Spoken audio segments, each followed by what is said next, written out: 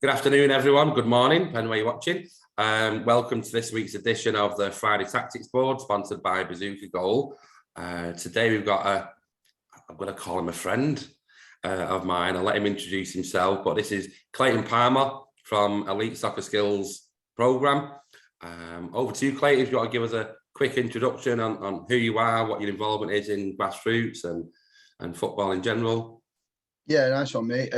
So I own and I'm a head coach at ESSP, which is a private coaching company where children all the way through to pros can come in for extra sessions, whether that's like one-to-one or group sessions or camps and things like that, which has been running for around 10 years now. I also run a junior football club, Manchester Corinthians, where Mike's son plays in my team, which again, I think we're into our 12th year now as a junior football club. So yeah, that's like my background within grassroots football, and like I said, we offer at ESSP so loads and loads of different things. So as part of our camp that we had on this week, asked Mike if we could get down the 3v3 Airpitches for all of our different groups to take part in some 3v3 football tournaments and competitions the last couple of days.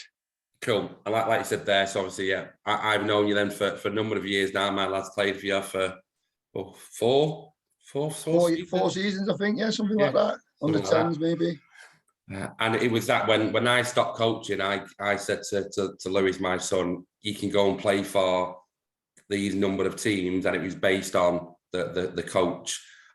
So obviously I've always held Clayton in high regard as a coach and what he does for individual players as well as his teams, as well as the whole setup of the club, how it's run. Like I say, it really is a great model to look at from afar, and how it's grown.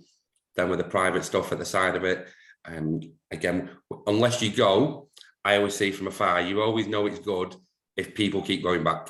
All right, and just how people keep going back, and it's grown and grown. So I know, like I say, kids and parents are happy then with what they're getting.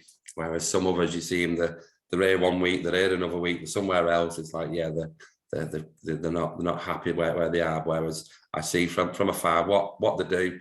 It's a great club to be part of, Manchester Corinthians.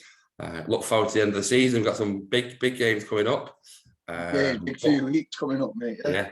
But yeah, we'll rattle into this, and obviously why I wanted to get you on this interview today. And it was a comment you said to me last night about, I'm not going to use the exact words because we can't say that here, but how much you were converted from running from after the event. So if we just roll it back to what your thoughts were before then about 3v3 and small-sided games in general. Like I say, I know you didn't hate them, but you probably didn't see the total benefit of them until you tried it. But yeah, roll it back to yesterday.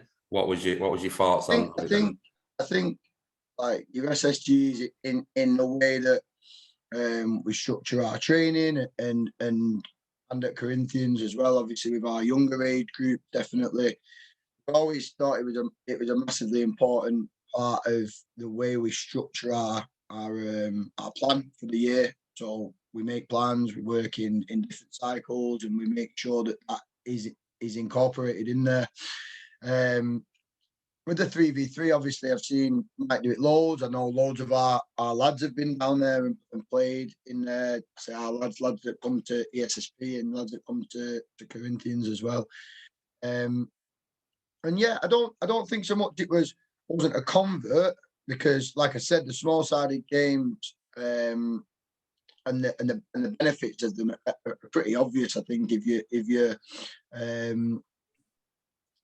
you're coaching and you're working towards a specific program, having that freedom to go and play and more touches of the ball and opportunities to be put under more pressure, the benefits of that are pretty obvious. Yeah, and I think that's like fully out there now, isn't it? You've been banging that drum for a long time, but I think also through like the England foot, like the pathways and stuff like that, and the FA's like initiatives that they've ran recently. I think that's been like that's been at the forefront of people's thinking for a few years now. Yeah. But And I think it was a comment I remember, and going back then, I've said we've known it for a long time, and I think one of the first comments when we posted something, this was back before we had the Airpitches and we were doing futsal free, was how often the ball was out of play. Yeah, and I think that was my main takeaway from yesterday.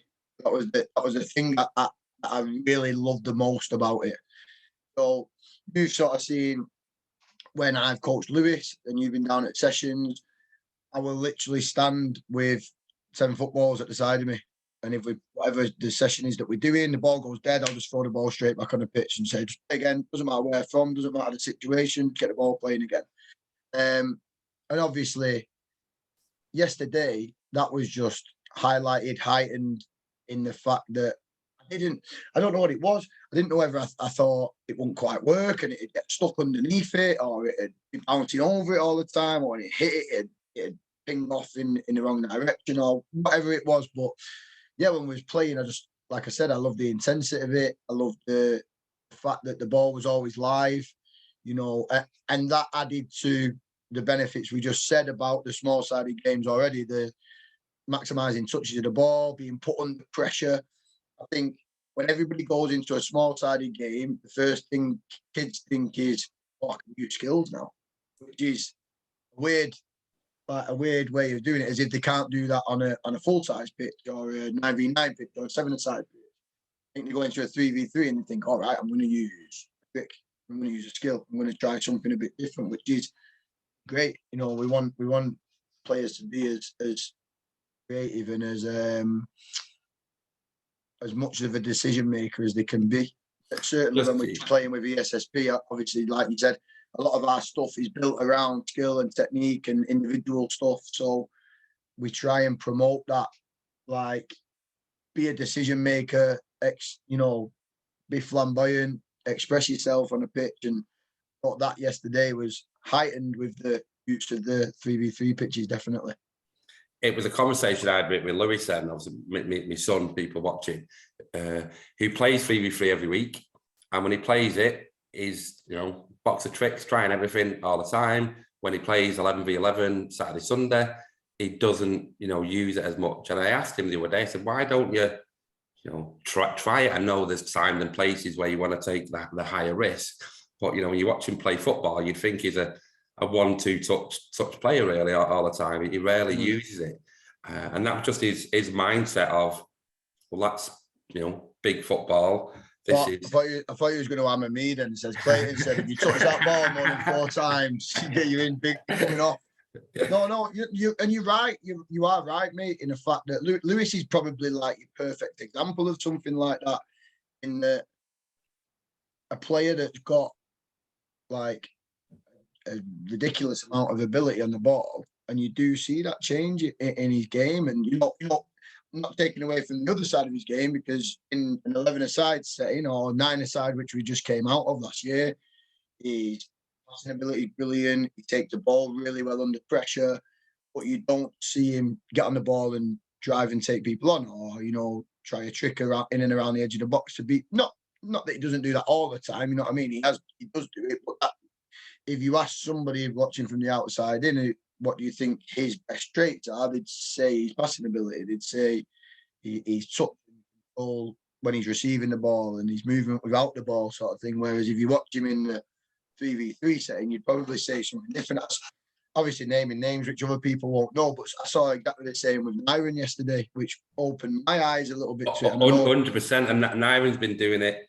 last few weeks we've started, and obviously we're back to for years now really, but he's come back past few weeks, and you see it, and they say if you wouldn't have known him as that player from what you see on a Saturday, Sunday, you wouldn't think he had that. And even some of our coaches yesterday, when they was watching it, and the standard of that group was really, really high. Like academy players or really top level grassroots footballers, and yeah, a couple of coaches even mentioned it. Like, wow, Aaron's looked like a totally different type of player on there. You know, they're used to seeing him playing as a deeper player, and he was getting on the ball and beating people when he passed people, bumping it off the walls and to beat people and things like that. So, like I said, I don't think it's as much like converted to, oh, this is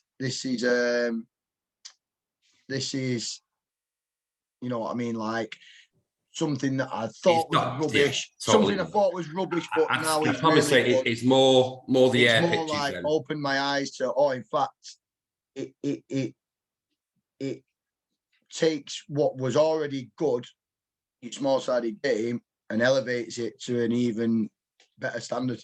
You know, like a higher place sort of thing. That's what I took away from it. You know, Cool. No, the kids loved it as well. The kids loved it. It was something totally different. Loads had done it before with you, and you know, and I know straight away. Josh, when he turned up, said to me, "Oh, I won," and he actually won the same award with us yesterday. We did like a skills prize on the day. right. I think Josh had won it at one of your events before in the past. And he said that straight away. I think Ruben was the same. Some of the younger ones had done it recently with their teams and stuff like that. But I'd say about 70% of the kids, they turned up and it was like, whoa, what's that? This is different. And we was like, right, and you've got to go a group of four, and right, we'll rotate rounds. You're going on that station first. And you're like, oh no, but we want to do that first. So you're like something totally different, which made them, you know, excited as well. Even though they would be excited on a day with us anyway on camp, something completely different. It does, doesn't it? You open your eyes up and you think, oh, I want to have a go at that. That's something new, something like, you know, okay, the bright colours and just how it is. Yeah, it's like someone else said it. It's like you go into that. It's in a zone. You know, you're going into a little fun zone. Someone called it once. So you go on that pitch and it's enclosed in, and yeah, just the mindset. I put a picture on for us in the morning, didn't I? And put it out there on our social media and stuff. And I had two of my mates text me, said, "Oh, that class! I'd love to have a go at that." You know, like, and I think one of them still playing, one of them stopped playing now. You know what I mean? So even adults were like, "Oh, that'd be mint. I'd love to have a go at that."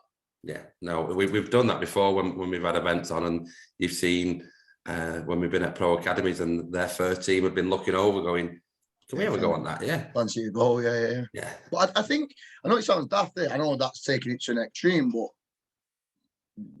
I don't see why the benefit would not still benefit them players in part of a week. You know, you look at pros, how much small-sided football they play in a week. I don't know whether that's because it's planned or it's because it's a little bit of an easy way out and an easy way to pass an hour sometimes. But they're always saying, aren't they, we play 5v5s in training, 6v6. Why not less and just more pitches? I mean, it's the same theory, isn't it? You know what I mean? So.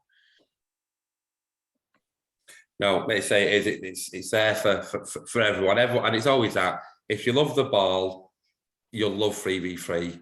And if you love 3v3, you'll love it on the air pitch, because I say it just adds that extra dimension to what small-sided games can do. So I said, just wanted to keep this quick, a little brief one. We're putting this out as our Easter tactics board then. So good luck for the rest of the season, and obviously I'll see you down there. Hopefully then, yeah, we're planning the next camp for when the air pitches are out again. I think I'd be in trouble if we don't have it in next time as well, mate. I think the kids would be booting off if we didn't have it down there again. So yeah, we'll definitely get booked in again. Brilliant. No, look forward to it. Let's say seeing the players on it, just having fun, and let's say making it that fun time. Football can be too serious at all ages sometimes. So letting kids express themselves, and let's say how many players will surprise you with what they can actually do when they get given that opportunity. That's great to hear. So thanks for your time, Clayton. I'll see you at weekend. Hopefully, some of you players at our tournament, or we've got a game as well. Easter Sunday game. Easter Sunday match. Yeah, looking forward to it. Good game. Yeah, it'll be good. So thanks for your time. I'll link up the ESSP socials. So if people don't know who they are, you can give them a follow on there. And yeah, get booked on the camps, the one-to-ones, the group sessions. It is highly recommended by myself. So thanks again, Clayton, and I'll speak to you soon. Cheers, buddy. Speak to you soon, mate.